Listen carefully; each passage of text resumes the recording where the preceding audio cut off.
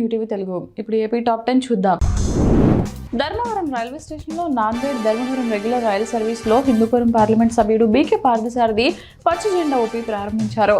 ఈ సందర్భంగా railway station guest house లో ఎంపీని బద్దలపల్లి మండలం single window chairman Akuletti Veeranarappa, BJP senior నాయకులు అంబటి సతీష్, సత్యసాయి జిల్లా OBC Morcha vice president Gottu Anil, Musugu Ramachandra, ఆకులెట్టి Tarun కుమార్లు సన్మానించారు. అనకాపల్లి జిల్లా చోడవరం దుడ్డు వీధిలో కాలువలో నీరు నిల్వ ఉండడం వల్ల అపరిశుభ్ర పరిస్థితులు నెలకొన్నాయి. దీనివల్ల వ్యాధుల ప్రబలే ప్రమాదం ఉందని స్థానిక ప్రజలు ఆందోళన వ్యక్తం చేస్తున్నారు. వెంటనే కాలువను శుభ్రం చేయాలని అధికారులను కోరుతున్నారు. విజయనగరం జిల్లా నెల్లిమర్ల నగర పంచాయతీ పరిధిలోని గాంధీనగర్ కాలనీలో ఉన్న దుర్గమ్మ తల్లి వారాల పండుగ పూజలు నిర్వహించారు. తెల్లవారుజాము నుంచి స్థానికులు దుర్గమ్మ తల్లికి పసుపు, కుంకుమ, చీర, గాజులు వంటి మొక్కులు సమర్పించారు. దేవాలయ కమిటీ తెలిపిన వివరాల ప్రకారం అమ్మవారికి విశేష పూజలు, అలంకరణ, సాయంత్రం ఘాట్ల ఊరేగింపు వంటి కార్యక్రమాలు జరిగాయి. రావులపాలెం మండలం ముమ్మడి వరపాడు గుండా వెళ్లే ప్రధాన రహదారి తీవ్రంగా దెబ్బతిని మృత్యుకూపంగా మారింది. రోడ్డు ఒకవైపునకు కుంగిపోవడంతో వాహనదారులు, ప్రజలు నిత్యం నరకయాతన అనుభవిస్తున్నారు. పెద్ద గోతులు, రోడ్డు ఒరిగిపోవడంతో తరచూ ప్రమాదాలు జరుగుతున్నాయని స్థానికులు ఆవేదన వ్యక్తం చేస్తున్నారు. ముఖ్యంగా రాత్రిపూట వెలుతురు లేక ప్రయాణికులు భయాందోళన చెందుతున్నారు. అధికారులు తక్షణమే స్పందించి రహదారికి మరమ్మతులు చేపట్టాలని గ్రామస్తులు డిమాండ్ చేశారు. జ్యోతిర్లింగ క్షేత్రమైన శ్రీశైలానికి తెలుగు రాష్ట్రాలతో పాటు కర్ణాటక, మహారాష్ట్ర, తమిళనాడు నుంచి భారీగా భక్తులు తరలివచ్చారు.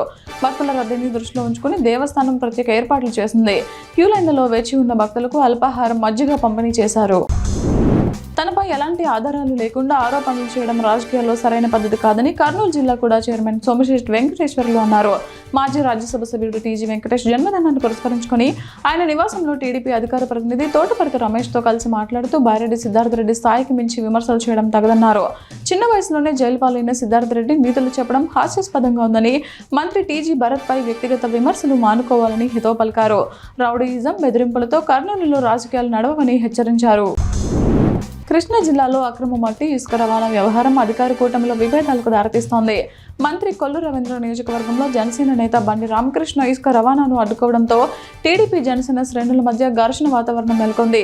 గూడూరు, పెడన, కృత్తివెన్ను ప్రాంతాల్లోనూ మట్టి తవ్వకాలపై జనసేన వైసీపీ నేతలు నిరసనలు తెలిపారు. దీంతో మంత్రి ఇలకాలో మైనింగ్ రాజకీయం తీవ్ర స్థాయిలో చర్చనీయాంశమైంది.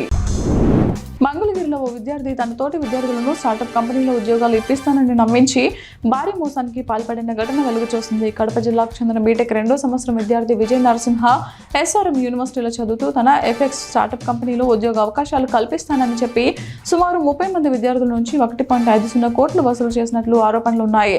బాధితుల ఫిర్యాదు మేరకు పోలీసులు కేసు నమోదు చేసి దర్యాప్తు చేస్తున్నారు. రామచంద్రపురం మండలం వేగాయమ్మపేటలో అనుమతి లేకుండా రొయ్యల చెరువులు తవ్వడానికి గ్రామస్తులు అడ్డుకున్నారు. చెరువుల వల్ల భూములు నిస్సారమై తాగునీరు కలుషితమవుతోందని ఆవేదన వ్యక్తం చేశారు. ఐకేఎంఎస్ జిల్లా నాయకుడు బి భీమశంకరం, పి సిద్ధు ఆధ్వర్యంలో స్థానికులు ఆర్టీఓ సర్ శ్రీదేవికి వినతి పత్రం అందజేశారు. అధికారులు స్పందించి అక్రమ తవ్వకాలను నిలిపివేయకపోతే ఆందోళనలు ఉధృతం చేస్తామని హెచ్చరించారు. కోనసీమ తిరుమలగా పేరుగాంచిన ఆత్రేయపురం మండలం వాడపల్లి శ్రీ వెంకటేశ్వర స్వామివారి ఆలయానికి భక్తులు భారీగా తరలివచ్చారు. ఒక్కరోజే 1,07,173 మందికి పైగా భక్తులు స్వామివారిని దర్శించుకున్నారు. భక్తుల రద్దీతో ప్రత్యేక విశిష్ట దర్శనాలు, లడ్డు ప్రసాదాల విక్రయాలు, నిత్యాన్నదాన విరాళాలు, ఆన్లైన్ సేవల ద్వారా 60,35,409 రికార్డు స్థాయి ఆదాయం సమకూరింది.